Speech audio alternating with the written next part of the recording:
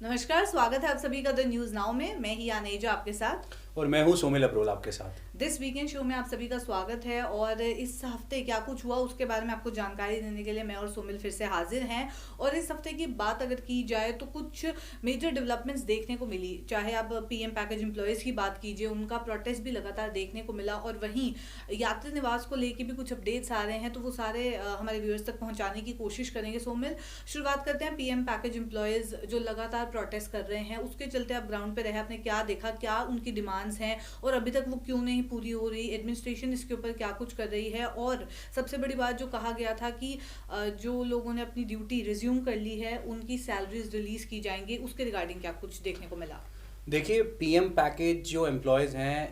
Approximately 280 day से ज़्यादा का जी टाइम हो गया है और ये लोग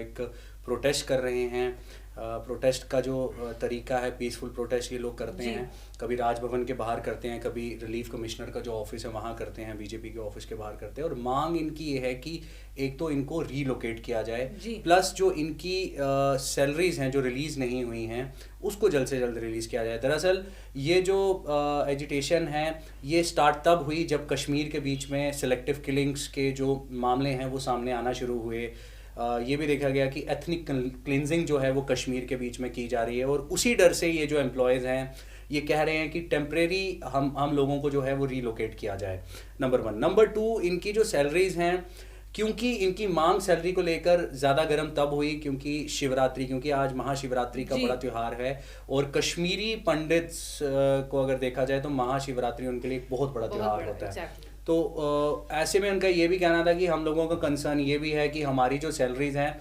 वो रिलीज़ की जाएं सो डैट हम इस त्यौहार को मनाएं। और दूसरा, हम लोग इस प्रोटेस्ट के चलते हमारी जो सैलरीज हैं जिसको अभी विदहेल्ड रखा गया है उसकी वजह से हम कहीं ना कहीं हैंड टू माउथ हो गए हैं और ऐसे में हमारा सर्वाइवल बड़ा ज़्यादा मुश्किल हो गया है। तो ऐसे में एलजी मनोज सिन्हा के साथ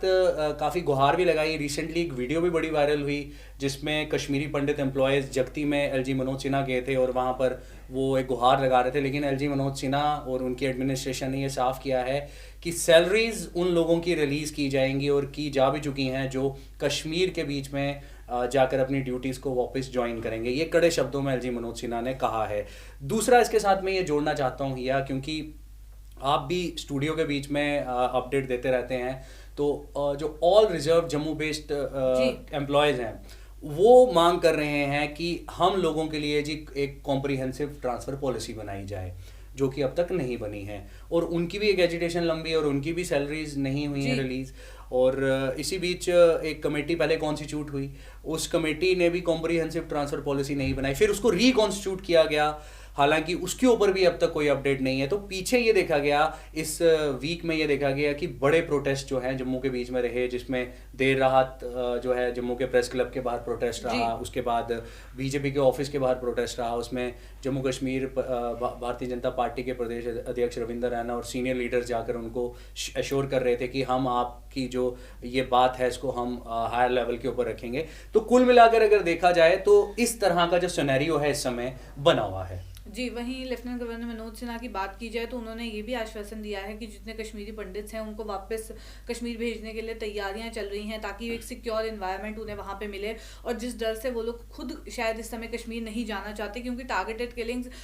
चाहे नंबर्स में आप देखें कम हो रही है, ज़्यादा हो रही है, पर जो एक पैनिक का माहौल वहाँ पे देखने को मिलता है शायद वो वही लोग समझ सकते हैं जिनको वहाँ पे रहना है। तो उसके चलते अब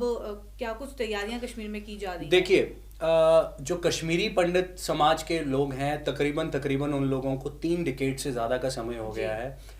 वो लोग एक राह देख रहे हैं कि उनकी रिहेबिलिटेशन हो जी कश्मीर के बीच में और वो वापस वहाँ पर जाएं।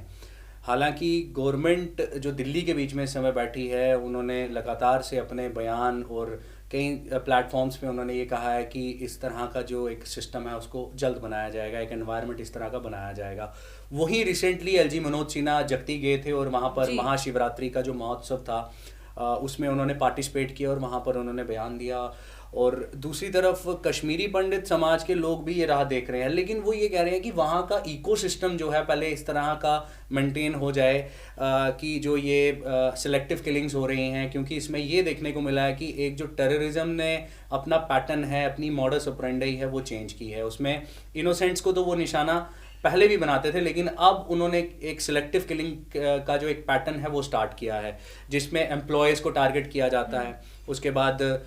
जो बाहर की स्टेट के एम्प्लॉयज़ हैं जो वहाँ पर सर्व कर रहे हैं, उनको वहाँ पर टारगेट किया गया। तो कई सारे ऐसे मामले सामने आए जिससे एक फेयर पैदा किया गया कश्मीर के बीच में। तो उससे कहीं ना कहीं इस समय जो एम्प्लॉयज़ हैं या फिर कश्मीरी पंडित समाज के जो लोग हैं वो थोड़ा सा नेगेटिव जो हैं वो हुए हुए हैं, लेकिन वो भी इसी उम्मीद में है कि वहाँ पर उनकी कॉलोनीज जो हैं उनको डेवलप किया जाए। और क्योंकि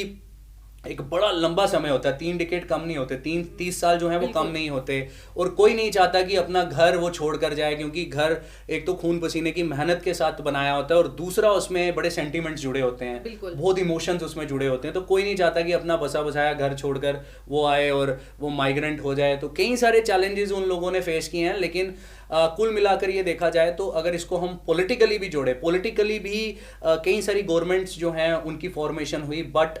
वर्बली बड़ा कुछ कहा गया, लेकिन फिजिकली जो ग्राउंड पे कंक्रीट होना चाहिए वो अब तक नहीं हुआ। वहीं टेरर की बात कर रहे हैं तो उसी के बारे में थोड़ा और अपने व्यूअर्स तक इन्फॉर्मेशन पहुंचाएं। जहां लिथियम मिला और रियासी के लोगों में खुशी देखने को मिली, वहीं अब एक डर भी देखने को मिल रहा है, क्योंकि एक थ्रेट लेटर को इशू किया गया है और उसमें ड्रोन की इमेजेस भी अटैच की गई हैं कि पूरी निगरानी रखी जा रही है। पाकिस्तान की ओर से ये थ्रेट लेटर जो है वो इशू किया गया लिथियम रिजर्व्स को लेके स्पेसिफिकली, जहां रियासी में लगभग 5.9 मिलियन के आसपास जो है लिथियम रिजर्व्स मिले और खुशी जाहिर कर रहे थे कि अब हमें इंपोर्ट नहीं करना पड़ेगा। काफ़ी चीज़ें आने वाले टाइम में जो इंपोर्ट की जाती थी अब यहीं पे मिलेंगी, आपको जम्मू कश्मीर में ही मिलेंगी आसानी से, और कुछ चीज़ें जो है वो सस्ती भी होंगी आने वाले टाइम में अगर ये रिजर्व्स सही तरीके से जो है इनके ऊपर काम किया जाए। पर वहीं ये थ्रेट लेटर के बारे में बताएं सोमिल, क्या इसका अपडेट है? देखो भैया, एक जो मैसिव डेवलपमेंट, एक होती है डेवलपमेंट, एक होती है मैसिव डेवलपमेंट। तो अगर मैं इस डिकेड को देखूं, प्रेजेंट अगर हम ये 10 साल देखें, 2020 से लेकर अगर 2030 तक के बीच में, फ्यूचर का भी मैं बीच में इंक्लूड कर रहा हूँ, तो इस डिकेड के बीच में एक मैसिव डेवलपमेंट रियासी के इलाके में हुई, जो लिथियम का रिजर्व वहाँ पर मिला। इससे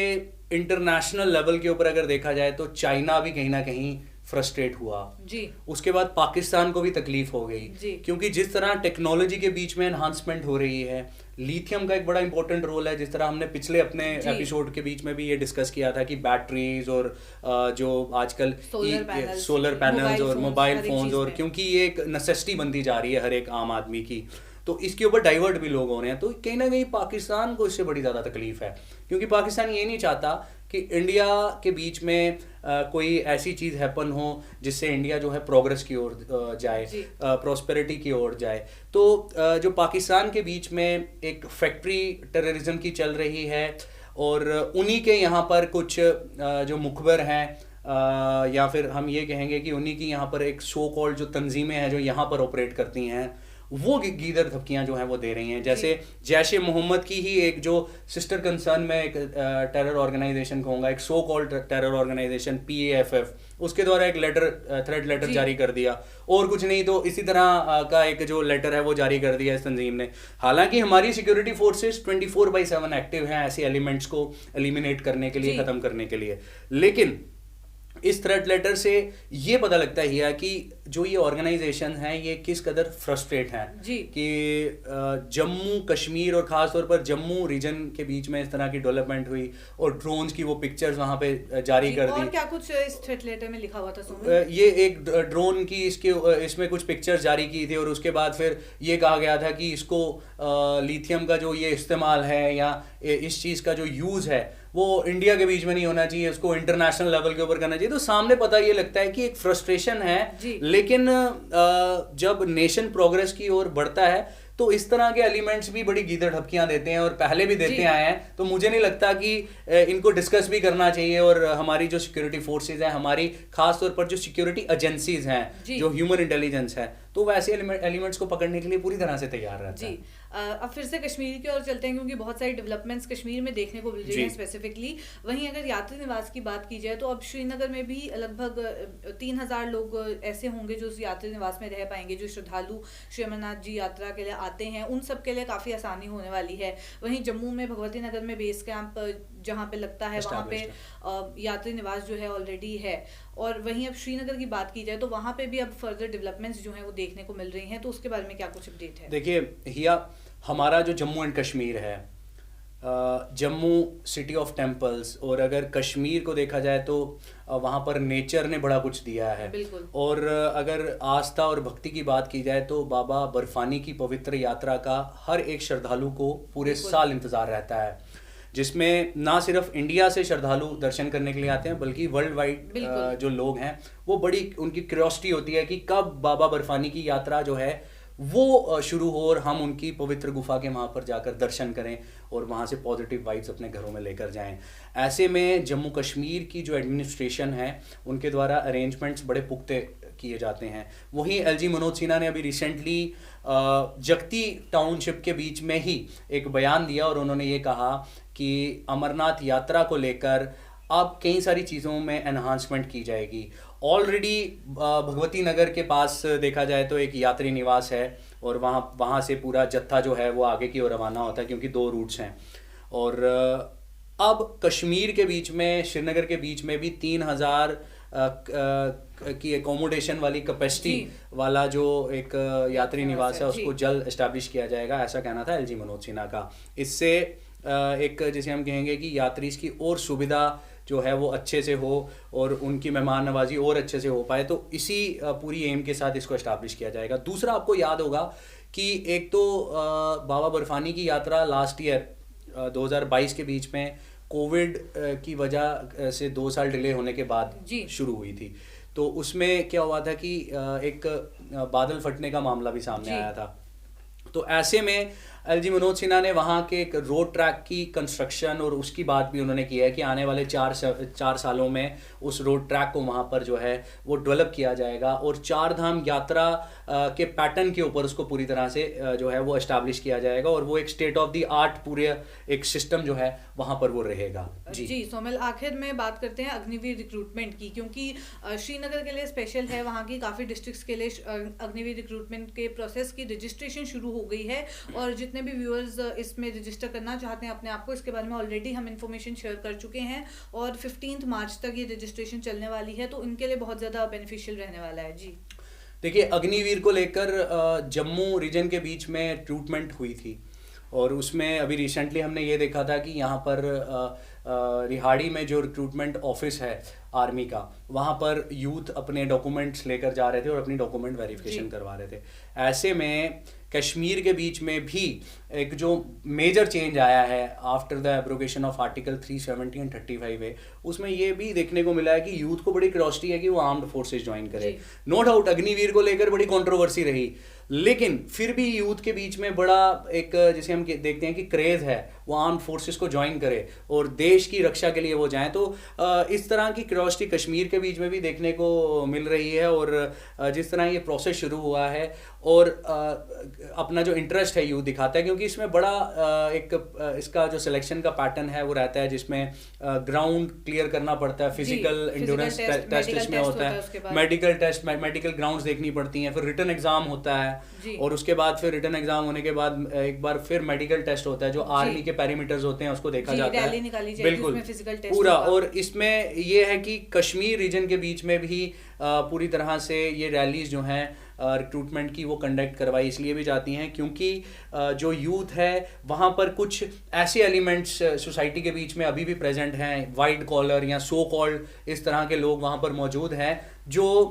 एक तो डी रेडिकलाइज करने का काम करते हैं यूथ को, क्योंकि यूथ की अगर पॉजिटिव एनर्जी नेशन की तरफ लगाई जाए तो नेशन प्रोग्रेस की ओर बढ़ता है। तो आर्म्ड फोर्सेस को अगर यूथ ज्वाइन करेगा, क्योंकि जोश और जज्बा तो बहुत ज़्यादा है, तो जाहिर सी बात है कि जो एक ब्रेन वॉशिंग का सिस्टम कश्मीर के बीच में चलता है उससे भी कहीं ना कहीं डाइवर्जन होगी और टेररिज्म का जो ग्राफ है वो भी नीचे गिरेगा। और इसके बीच में मैं यही कहना चाहूँगा जी। और वही मैं बता दूं हमारे व्यूअर्स को कि रैली एक्सपेक्टेड है कि अनंतनाग में होगी जून के महीने में। तो चलिए फिलहाल के एपिसोड में इतना ही, ऐसे और एपिसोड्स लेके आपसे फिर मुलाकात करेंगे। अभी के लिए दीजिए इजाज़त, नमस्कार।